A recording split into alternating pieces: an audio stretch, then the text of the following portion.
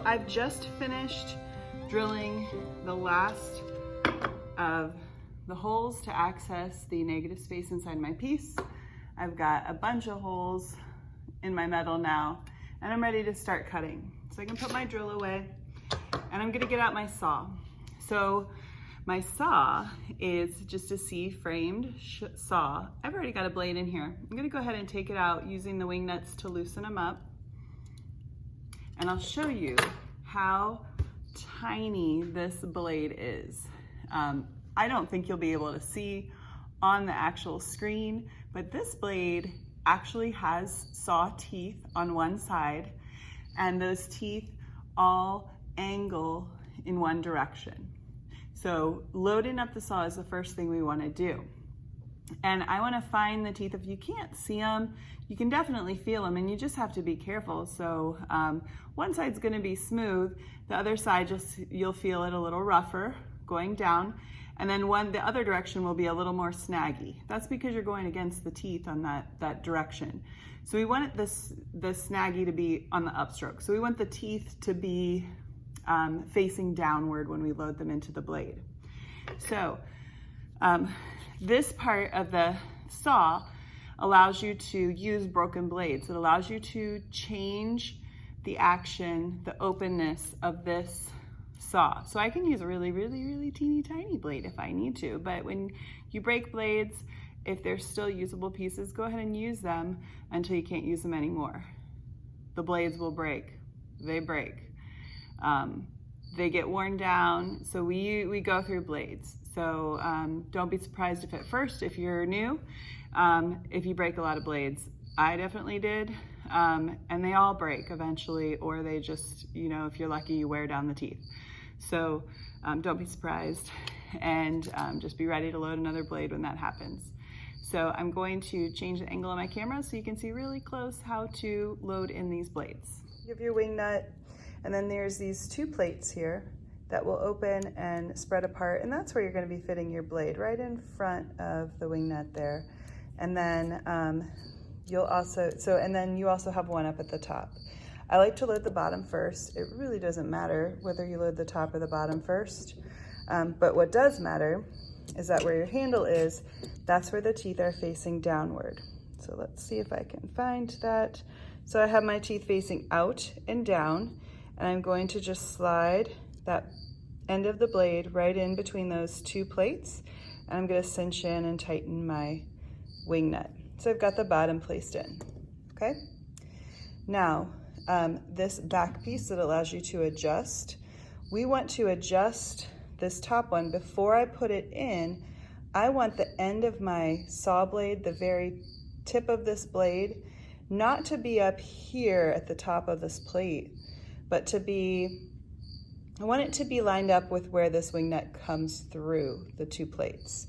So I'm actually going to make an adjustment here. And when this is unscrewed, the saw is open more. As you cinch it in, the saw is going to, you can kind of see it move. So when it's closed, so it might be a little further down when it's open, and then I'm tightening this piece up now, if I can get you in focus here. As I tighten it up, and now that's tight here, I've got, and I can see my blade is lined up pretty much about halfway up that plate and right even with, or close. There's not any need for perfection here, but it's close with where this wing nut comes through. So then I'm gonna open this up just a little, and I'm not gonna put it in yet because now I need to sit down and use the table, or actually, I can probably stand up and use the table here. So I'm gonna bring it down here at the table edge. And there's this nice little knob that sticks out that allows us to kind of rest it at the edge of a table. And I wanna be able to cut into my piece, and I'm gonna take my little piece, and I wanna start at the inside, so before I load this in all the way, I'm going to take the hole, and I want to go in first so the back side is facing towards my handle, and I'll be able to see the image on the front, my lines, and I'm going to slide this all the way in, and it's all the way down to the bottom of where the blade is. the base of the saw. And now I'm gonna stick this in here. Okay, so now that I've got my piece strung on, I'm just going to, with my wing nut open just a little, I'm going to slide that blade right into the place between the saw, and I'm going to push toward the table and push inward. So you can see my blade bending here as it hits the top here. I know I've hit the top when it's bent. It's still inside there. While I'm pushing inward, I'm going to tighten that wing nut. And then when I release, I have a really nice tight blade. And I'm ready to start sawing.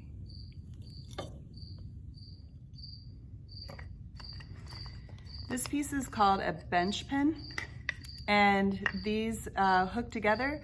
You're gonna take, the groove is the top, and I'm gonna take this C-clamp through the bottom into that hole, and the top of the C-clamp rests in that groove. Then I've got this screw at the bottom that I can then raise or lower to fit onto my workbench.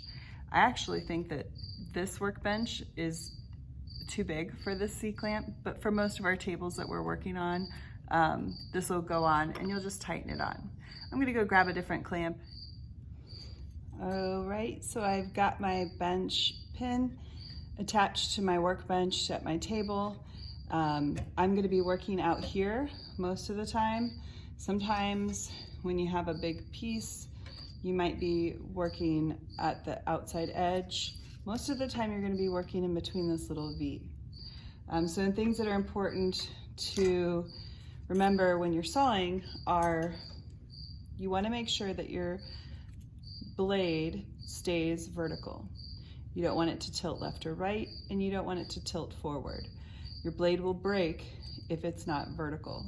There are sometimes people get away with this slanted motion, but I've also had students who have cut their fingers because when they're sawing, your hands are very close to the blade. If your blade's up and down and you're watching where you're sawing, you're more likely to notice if you're getting close to your finger. But if your blade's here and you're looking at where you're sawing, that blade is going to hit your finger before the part that's at the metal gets to it. So for those two reasons, make sure you keep your blade vertical.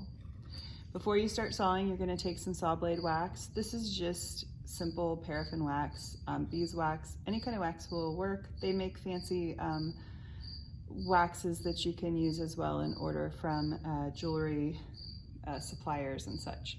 But this, you can just get a chunk and use it. You just run it up and down your blade, and you're gonna reapply that wax every so often. I'd say about every inch or so that you're cutting, you wanna just slide the blade up and add some more wax.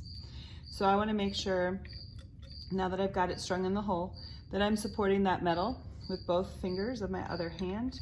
I'm a left-handed person, so you may be doing this opposite me. I'm going to cut just to the inside of my black line for this one on the inside, and just try to be consistent. So I want to use the whole length of the blade up and down, not just a tiny little section, because then I'll just wear out those teeth in that section and I won't make much progress. So here we go. My metal is secure. If I have to make a turn, I can swing the back of my blade if it's just a gradual turn. If I get to a point here where I'm sawing sideways, this is an awkward position to saw in, so I'm going to stop. I'm going to reposition my metal, and it's much easier to saw as I'm pushing away from myself. I'm not pushing too hard. If you push too hard, your blade will break. Let the teeth do the work, and you're just sliding forward as you feel the teeth cutting in. So you shouldn't really hear a deep grinding sound when you're cutting. It should be a smoother, like more high-pitched sound.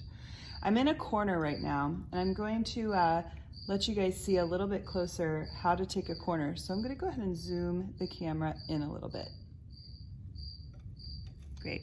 So now that I'm at this corner, I need to make room for the saw teeth to turn. I can't just turn the blade around the corner. So I've made this forward progress, but now I need to take a sharp corner. So I'm going to stop pushing forward, but I'm going to go up and down with my blade while I slowly angle it around. And when I get again into an awkward position, I'm gonna stop, readjust, re-stabilize my metal. And if I get a snag, I back off a little bit, but I'm not pushing forward. I'm just going up and down until I get to the angle that I now need. I'll readjust again. And now I'm facing the direction I want to go, and I'm ready to start pushing forward again. Again, I'm at a corner. I'm going to stop pushing forward, but keep going up and down. If I hit a snag, I'll back off and then try again. I don't want to force through a snag. I will break my blade if I do it. So I feel a snag, I'm going to back off and then turn it around again. I'm facing the direction I want to go now.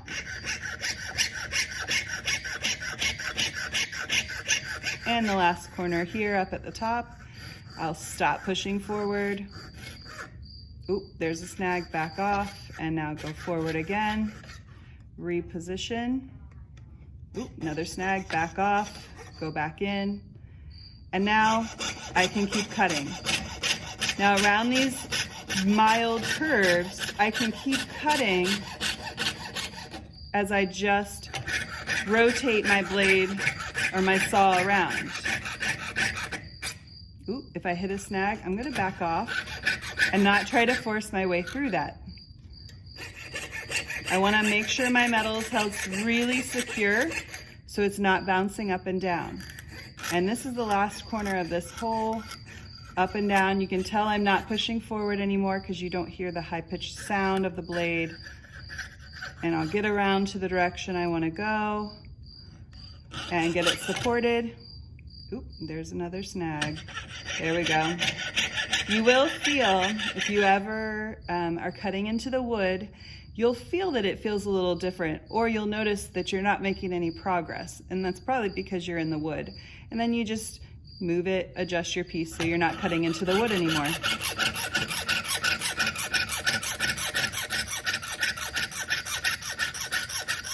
Now when I get close to the end, especially when I'm on an outside piece, when I'm close to the end, I want to make sure my finger is not really close because that blade's going to continue. So I'm going to get my finger out of the way, knowing that it could hop forward a little. So I've got my scrap, and I've got my first, I'm going to save my scrap, peel off the paper, put it back in the scrap box, and I've got my first hole cut out.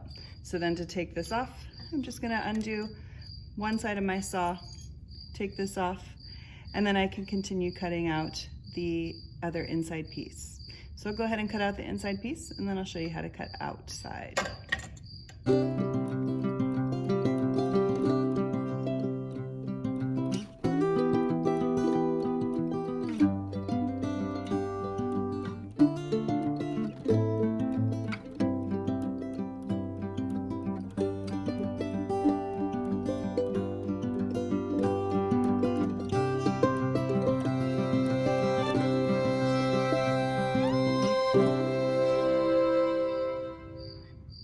I've got my inside pieces cut out on my negative space, and now I'm ready to cut off around the outside. Change the angle so that maybe my left hand isn't in your way to watch. So I don't need to drill a hole. I'm just going to start on the outside edge and start my way cutting in. So you pick a spot that's nearby that you think you can access pretty well. You support your metal. Oh, you reattach. Just took it, unstrung it. I'm going to reattach to the blade in here. So there's nothing on here yet. I'm going to put it on the table, push in while I tighten the wing nut and release. And I'm going to add a little more saw blade wax before I begin. And then I'm just going to start on a downward stroke and start working my way in. I am going to try on this one to maybe stay just to the outside of the black.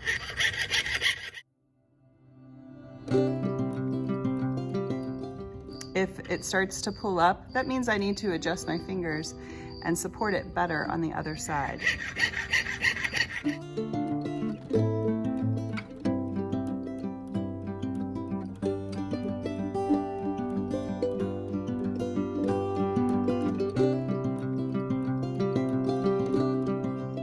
straight up and down, and I'm trying to use the whole part of my blade. I always try to bridge two parts too, so I have two sources of stability for my metal.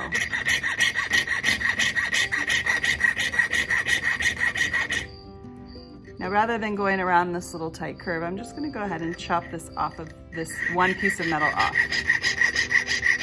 So I wanna make sure my fingers are behind it.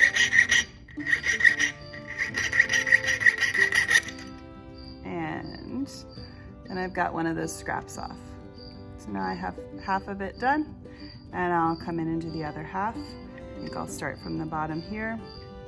There is not much for me to support on this side, so sometimes you just have to readjust your angle and find a good place where you're going to be able to hold that metal stable. And let's see if I can get a groove started on this little tiny spot. There we go. Oh, it's so bendy. I'm going to get a little closer to the wood here. And then I'll just move out a little bit as I go. You want to stay really focused because your fingers are so close. You want to make sure you're always looking at your metal, always keeping your eye on it.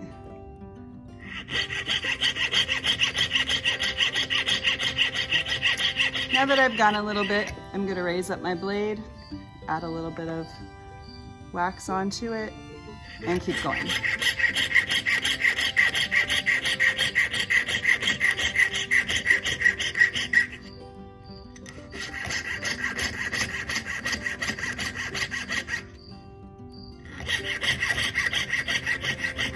I'm hitting my corner now, so I'm going to stop pushing forward, but keep going up and down, get in the right direction, and keep going.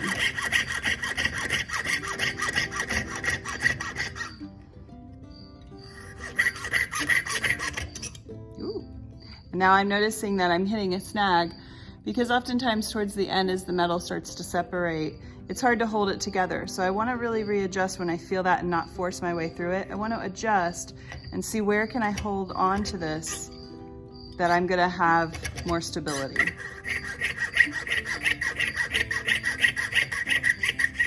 And I feel myself cutting into the wood. There I have it. So now I've got this other scrap. I can see what my metal looks like all cut out. And I'm ready to peel this paper off, wash it off, and I'm ready to file this piece. So I still have a little bit of cutting. I've got some more of my second earring piece, and then I've got lots of cutting for this one. So I'll show you how to file in the next video, and we'll go from there. So one thing you're going to notice with this first project is we're using all hand tools and pretty low-tech tools, which allows us to see that we can make really something really cool without a bunch of fancy equipment. Yes, I had the guillotine. Do you need it? No. You can use hand tools, hand drills, hand saws, files. Pretty much you could do this at your kitchen table or at a workbench in your garage or your basement for relatively cheap and relatively easy. So things like this are great to learn if you ever want to try this outside of a jewelry studio.